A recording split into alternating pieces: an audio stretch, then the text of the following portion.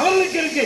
சட்டசபையில இந்த பிரச்சனை எதிரொலிக்காமல் இருக்கும்னா சட்டமன்ற கூட்டத்திற்கு முன்பு உங்களை சமாதானப்படுத்தி அனுப்புவதற்காக சமாதானம் அடையாதீர்கள்.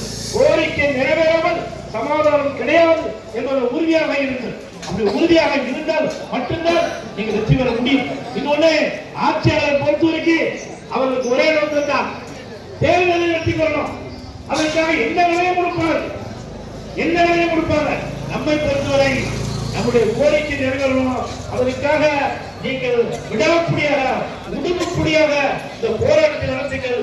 உங்களுக்கு வெற்றி உறுதி என்பதை இந்த உறுதியோடு தமிழ்நாடு அரசு பேரவையுடைய மாணவர்கள் தலைமைச்சர் சென்று உங்களுடைய செயலாளரையும் அமைச்சரும் சந்தித்து கடிதம் கொடுத்து பேசுவது என்று முடிவெடுத்திருக்கிறார். ஏற்கனவே இன்னைக்கு தமிழகம் முழுக்க சத்துணவு அங்கன்வாடியை கொண்டிருந்து ஒரு காலவரையற்ற வேலைநிறுத்தத்தை 3ஆம் தேதி முதல் நடத்தி கொண்டிருக்கிறார்.